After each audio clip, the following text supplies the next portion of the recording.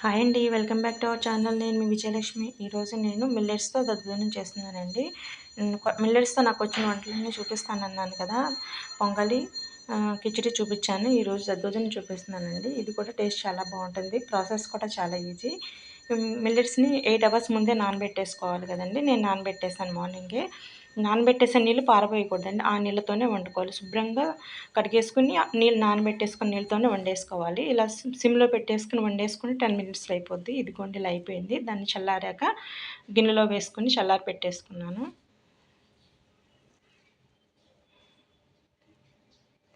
వీళ్ళు మనకు కావాల్సినంత క్వాంటిటీ తీసుకొని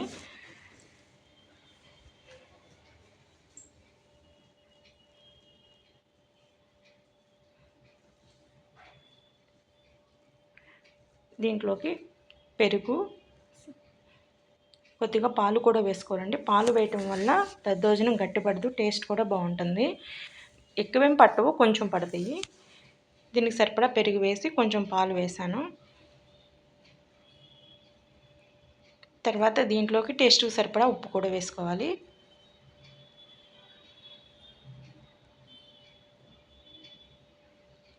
ఇవన్నీ మన మిల్లెట్స్‌కి పట్టేట్టుగా బాగా కలిపేసుకోవాలండి.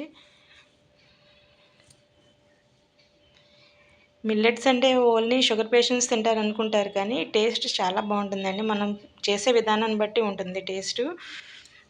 దద్దోజనం కూడా చాలా బాగుంటుంది. తర్వాత దీన్ని తాలింపు పెట్టేసుకోవాలండి. దీనికోసం కొద్దిగా నెయ్యి, నూనె 2 వేసుకోవాలి. దీంట్లోకి ఆవాలు, జీలకర్ర, మిరియాలు వేసుకోవాలండి. ఎండుమిర్చి. ఇలా మనం లాస్ట్‌లో తాలింపు పెట్టేది ఏదైనా సరే కొంచెం ఎర్రగా వేగితే ఆ రుచి అనేది వాసన బావుంటది. రుచి కూడా చాలా బావుంటుందండి. కొంచెం ఎర్రగా వేయించుకోవాలి. నేతితో తాలింపు పెడతాం కాబట్టి ఎర్రగా వేగితే అవి క్రిస్పీగా మనకి తినటానికి కూడా పంటికింద తగులుతూ టేస్ట్ బావుంటుంది.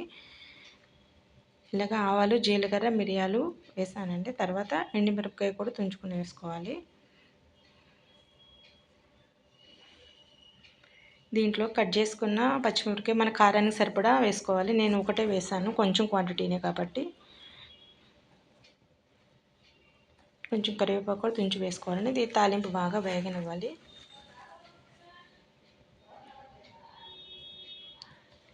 వెయిట్ లాస్ చేసుకునే వాళ్ళు కూడా ఈ మిల్లెట్స్‌తో చేసినవి ఏవి తిన్నా బాగుంటుంది.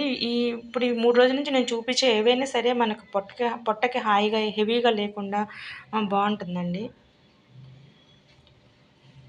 నేను నైట్ డిన్నర్ కింద ఇవి చేస్తున్నాను డైలీ.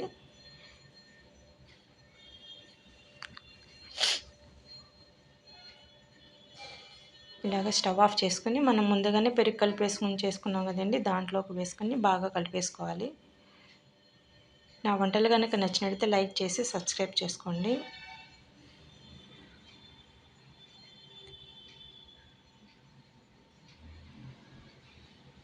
ఒకసారి ట్రై చేసి టేస్ట్ చూడండి, మీకే తెలుస్తుంది నేను చెప్పేది నిజమో కాదో.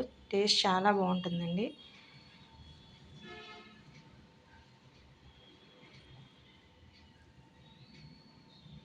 ప్రాసెస్ కూడా చాలా ఈజీ కాబట్టి ఎవరైనా చేసుకోవచ్చు. తక్కువ టైంలో అయిపోతుంది. ఇదండి మిల్లెట్స్‌తో దద్దోజనం. మీరు కూడా ట్రై చేయండి, టేస్ట్ చేయండి. ఎలా ఉందో కామెంట్ చేయండి.